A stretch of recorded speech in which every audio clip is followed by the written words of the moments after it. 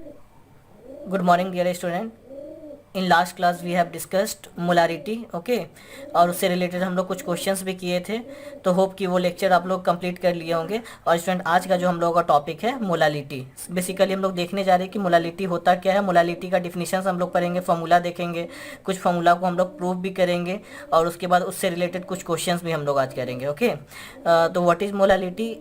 It is number of moles of solute present in per K G of solvent.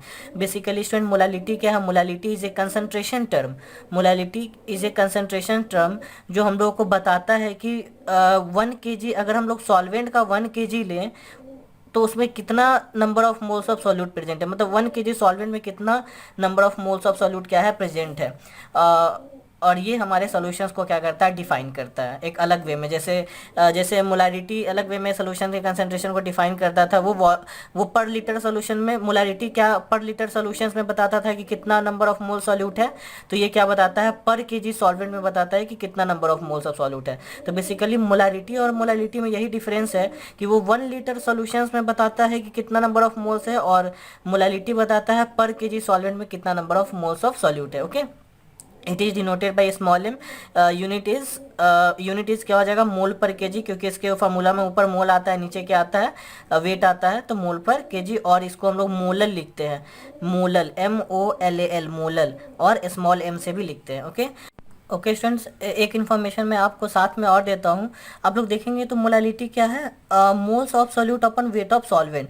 तो यहाँ पे volume का term नहीं आ रहा है। It means it is temperature independent. Molality is temperature independent. हम लोग देखे थे मोलालिटी क्या होता था, टेम्परेचर डिपेंडेंट था, क्योंकि इसके फॉर्मूला में वॉल्यूम आता था और वॉल्यूम टेम्परेचर के साथ क्या होता था, चेंज होता था। It means molarity is temperature dependent and molality is temperature independent, okay. Molality क्या होगा स्टूडेंट, टेम्परेचर इंडिपेंडेंट, ये टेम्परेचर पे डिपेंड नहीं करेगा, ओके।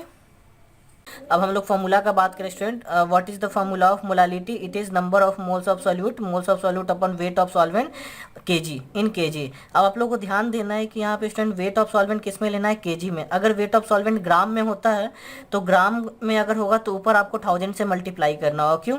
क्योंकि ग्राम को केजी में ले जाने के लिए 1000 से आप डिवाइड करोगे, और 1000 से आप जब डिवाइड करोगे तो 1000 ऊपर जाके क्या हो जाएगा, मल्टीप्लाई, ओके। तो ये दोनों फॉर्मूला क्या है, सेम ही है, बस यहाँ पे वेट किस में लिए, ग्राम में, तो 1000 से मल्टीप्लाई ऊपर कर दिए।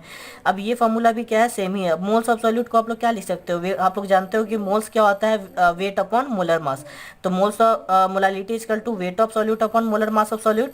It becomes moles of solute, it becomes moles of solute, weight of solvent in gram, weight of solvent in gram into 1000, okay. तो ये तीनों फॉर्मूला सेम है, कोई भी आप एक फॉर्मूला याद रखें। अब मैं तो बोलता हूँ कि आप ये फॉर्मूला याद रखें, इस फॉर्मूला को याद रखें। इस फॉर्मूला से आप लोग कोई भी फॉर्मूला पे जा सकते हैं। अगर सॉल्वेंट का वेट अगर केजी में दिया है तो ये वाला फॉर्मूला यूज़ करें, अगर ग्राम में दिया है तो ये फॉर्मूला यूज़ करें, ओके। ओके स्टूडेंट, अब यहाँ पे जो हम लोग फॉर्मूला देखे हैं, इसको एक काम करते हैं हम लोग, मोल्स ऑफ सॉल्यूट, तो मोल्स ऑफ सॉल्यूट, तो नीचे क्या है, wait of solvent, wait of solvent. अब हम लोग क्या किए, बस यहाँ पे एक एक्स्ट्रा काम किए, मोलर मास ऑफ सॉल्वेंट से डिवाइड भी किए हैं और मल्टीप्लाई भी किए और डिवाइड, तो कोई फर्क नहीं पड़ेगा, ये फॉर्मूला सेम ही है, कोई फर्क नहीं पड़ेगा। अब यहाँ पे आप लोग देखेंगे वेट अपॉन मोलर मास क्या हो जाएगा स्टूडेंट, मोल्स ऑफ सॉल्वेंट हो जाएगा, wait of solvent upon molar mass of solvent, it becomes moles of solvent, okay. अब यहाँ पे हम लोग देखेंगे ऊपर है मोल्स ऑफ सॉल्यूट और नीचे क्या हो गया, मोल्स ऑफ सॉल्वेंट, ओके। अब हम लोग अगर टोटल मोल से डिवाइड कर देते हैं, ऊपर में भी और नीचे में भी, या ऊपर में भी डिवाइड कर दिए टोटल मोल से, नीचे में भी टोटल मोल से डिवाइड कर दिए, तो आप लोग बताएं सॉल्यूट का मोल्स अपॉन टोटल मोल्स, ये क्या बन जाएगा, सॉल्यूट का मोल फ्रैक्शन, सॉल्वेंट का मोल्स अपॉन टोटल मोल्स, ये क्या बन जाएगा, सॉल्वेंट का मोल फ्रैक्शन। तो इससे हम लोगों को स्टूडेंट एक और फॉर्मूला पता चला मोलालिटी का, मोल fraction of solute into 1000 upon mole fraction of solvent into molar mass of solvent. यहाँ पे ध्यान देना है कि नीचे मोल फ्रैक्शन ऑफ सॉल्वेंट होता है और मोलर मास भी किसका होता है, सॉल्वेंट का ही होता है, नीचे सॉल्वेंट ऊपर सॉल्यूट। और मैं बता दूं स्टूडेंट, ये फॉर्मूला बहुत ही ज़्यादा इंपॉर्टेंट है, क्योंकि इस फॉर्मूला का सॉल्यूशन चैप्टर में भी जब हम लोग colligative property RLVP, relative loading of vapour pressures पढ़ना होता है, तो वहाँ पे भी कुछ अच्छे कॉन्सेप्चुअल क्वेश्चन इस पे बनते हैं। और ये फॉर्मूला स्टूडेंट काफ़ी इंपॉर्टेंट है for JEE point of view और नीट पॉइंट ऑफ व्यू। तो इस फॉर्मूला को हम लोग ध्यान में रखेंगे, mole fraction of solute upon mole fraction of solvent into 1000 upon molar mass of solvent, या फिर moles of solute upon moles of solvent into 1000 upon into molar mass of solvent. Okay, और यहाँ पे हम लोग जानते हैं स्टूडेंट टोटल मोल फ्रैक्शन क्या होता है 1, मतलब मोल fraction of solute plus mole fraction of solvent क्या होता है 1। हम लोग यहाँ बात करें अगर मोल fraction of solute plus mole fraction of solvent क्या होता है 1 होता है, हम लोग ये बात जानते हैं। तो मोल फ्रैक्शन ऑफ सॉल्वेंट को क्या लिख सकते हैं 1 minus mole fraction of solute भी लिख सकते हैं। तो ओवरऑल क्या हुआ ये मोल फ्रैक्शन ऑफ सॉल्यूट में। अब इससे क्या होगा स्टूडेंट, मोलालिटी आप आराम से कैलकुलेट कर पाओगे अगर आपको मोल फ्रैक्शन ऑफ सॉल्यूट देता है और सॉल्वेंट के बारे में बोल देता है। जैसे एक्वा सोल्यूशन है तो वाटर है, तो वाटर का मोलर मास क्या हो जाएगा 18। तो क्वेश्चन चंद मिनटों में आपका मोलालिटी क्या हो जाएगा कैलकुलेट हो जाएगा। ओके, तो आप इसको जल्दी से स्टूडेंट नोट कर लें।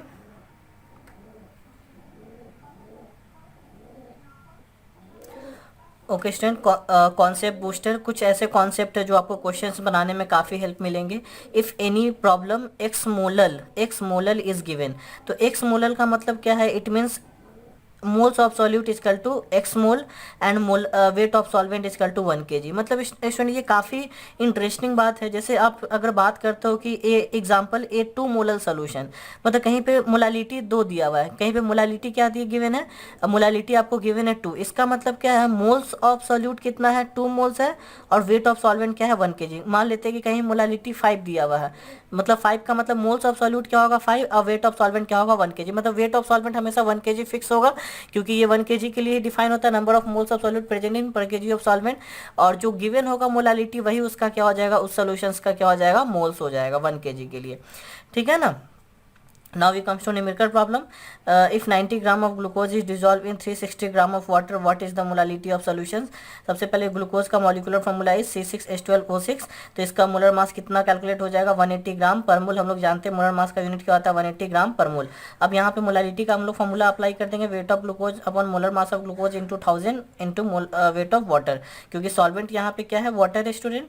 ओके, तो हम लोग यहाँ पुट करेंगे 90, wait of glucose 90, molar mass of glucose 180, weight of water is 360 into 1000, it becomes 1.39 molal, 1.39 molal। Okay, यहाँ पे मैं आपको एक चीज़ बताना चाहता हूँ स्टूडेंट, आप लोग बताओ तो मोल्स ऑफ सॉल्यूट कितना है, मोल्स ऑफ सॉल्यूट कितना आएगा, वेट अपॉन मोलर मास हाफ मोल आएगा, मतलब 0.5 आएगा, 0.5 आएगा।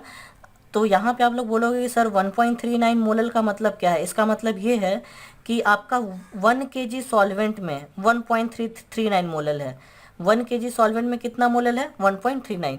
इसको मैं ऐसे बता, आप इस क्वेश्चन इस तरह से समझें, 1.39 मोलल का मतलब क्या हो गया, 1 kg सॉल्वेंट में कितना मोल हो गया सॉल्यूट का 1.39।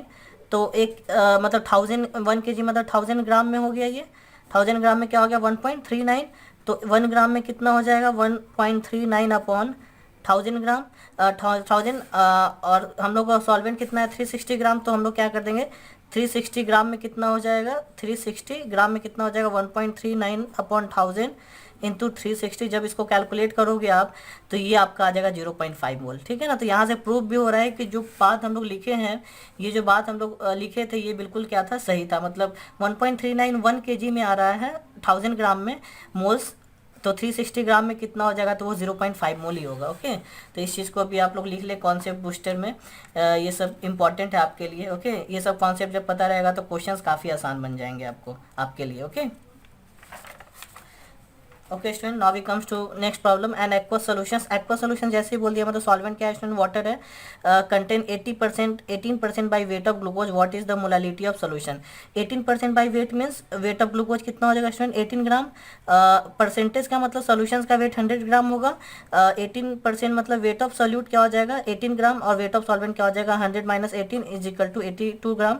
तो वेट पता है, मोलर मास पता है, वेट ऑफ सॉल्वेंट पता है, तो यहाँ से कितना आ जाएगा student molality 1.22 molal. Okay okay student, now we comes to next problem. Numerical problem, mole fraction of I2 in benzene is 0.25, what is the molality of solution. सबसे पहले इसमें आपको ढूंढना है कि सॉल्वेंट क्या है। मोल fraction of I2 in benzene, मतलब बेंजीन क्या हो गया, सॉल्वेंट। I2 किस में है, बेंजीन में है, मतलब बेंजीन क्या हो गया, सॉल्वेंट। सॉल्वेंट ढूंढना इसलिए ज़रूरी है क्योंकि आपको मोलर मास सॉल्वेंट का यहाँ पे लिखना होता है, ठीक है ना। मोलर मास किसका लिखना होता है, सॉल्वेंट का। अब यहाँ देखेंगे तो मोल फ्रैक्शन I2 का कितना होगा, 0.25, तो बेंजीन का कितना हो जाएगा, 1 minus 0.25 equal to 0.75, because we know that total mole fraction is 1। Benzene का फॉर्मूला क्या होता है, मॉलिक्यूलर फॉर्मूला C6H6, तो यहाँ से इसका मोलर मास कितना आ जाएगा, 78 ग्राम पर मोल। हम लोग पुट करेंगे molality equal to mole fraction of I2 iodine into 1000 upon mole fraction of benzene into molar mass of solvent, मतलब benzene, molar mass of benzene, तो इट बिकम 4.27 मोलल। तो ये क्वेश्चंस काफ़ी इंपॉर्टेंट है स्टूडेंट, ऐसे questions IIT JEE में आते हैं। ओके, तो इस क्वेश्चंस को के कॉन्सेप्ट को हम लोग समझ के रखेंगे। नेक्स्ट क्वेश्चन क्या है student, A 500 millilitre of aqua solutions, volume given है सोल्यूशंस का, कंटेन 4.9 ग्राम ऑफ H2SO4, मतलब एक्वा सोल्यूशन मतलब वाटर सॉल्वेंट हो जाएगा और सॉल्यूट क्या हो जाएगा, H2SO4, जिसका 4.9 ग्राम है। If density of solution is 1.24 ग्राम पर ml, what is the molality of solution. अब यहाँ आप लोग देखोगे सॉल्यूट का वेट तो गिवन है स्टूडेंट, तो मोल्स तो कैलकुलेट हो जाएंगे क्योंकि मोलर मास इसका पता हो जाएगा, बट यहाँ पे वेट ऑफ सॉल्वेंट नहीं गिवन है, तो सबसे पहले हम लोगों का काम है वही कैलकुलेट करना। वॉल्यूम ऑफ सोल्यूशंस गिवन है, डेंसिटी ऑफ सोल्यूशंस गिवन है, तो मास ऑफ सोल्यूशन क्या हो जाएगा, volume into density, it becomes 500 into 1.24, it becomes 620 gram. Okay, weight of solute is 4.9 gram. Then weight of solvent, because weight of solution is equal to weight of solute plus weight of solvent, then weight of solvent is equal to weight of solution minus weight of solute, 620 minus 4.9 is equal to 615.1 ग्राम, मतलब weight of solvent कितना पता चल गया, 615.1 ग्राम। molar mass of H2SO4 is 1 into 2 plus 32 plus 16 into 4, it becomes 98 ग्राम पर मोल। Then molality के formula पर हम लोग पुट कर देंगे wait of solute upon molar mass of solute, weight of solvent into 1000, okay, it become 0.081 molal. तो इस तरह से भी क्वेश्चन आपको पूछ सकता है कि सॉल्वेंट का वेट डायरेक्टली ना दे स्टूडेंट, सॉल्यूशंस का आपको वॉल्यूम दे दे, सॉल्यूशन का डेंसिटी दे दे, तो वहाँ से सॉल्यूशंस का आपको वेट कैलकुलेट कर लेना है, और सॉल्यूशन का वेट जैसे ही पता चल जाएगा, सॉल्यूट का वेट पता होगा, तो आप क्या करो, सॉल्यूशन में से सॉल्यूट का वेट सब्ट्रैक्ट करके सॉल्वेंट का वेट कैलकुलेट कर लो, और ये मेथड है। और डायरेक्टली अगर आप फॉर्मूला भी पुट करना चाहते हो तो मोलालिटी का एक और फॉर्मूला हो गया, molality equal to weight of solute into 1000, ये तो जैसे था वैसे ही हो गया, मोलर मास ऑफ सॉल्यूट, मतलब ये तो मोल हो गया, मोल्स ऑफ सॉल्यूट हो गया। अब ये क्या है, वेट ऑफ सॉल्वेंट है, ये क्या है, वेट ऑफ सॉल्वेंट। कैसे देखिए, वॉल्यूम इंटू डेंसिटी क्या हो गया, वेट ऑफ सॉल्यूशन हो गया, weight of solution minus weight of solute, weight of solution minus weight of solute, it becomes wait of solvent.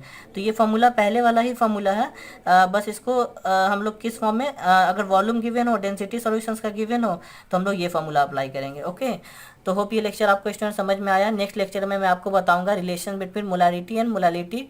Okay student, अगर आपको अच्छा लगा तो ये इस लेक्चर को जल्दी जल्दी लाइक करें, सब्सक्राइब भी करें चैनल्स को, और जितना ज़्यादा हो सके स्टूडेंट शेयर भी करें। Okay, thank you so much.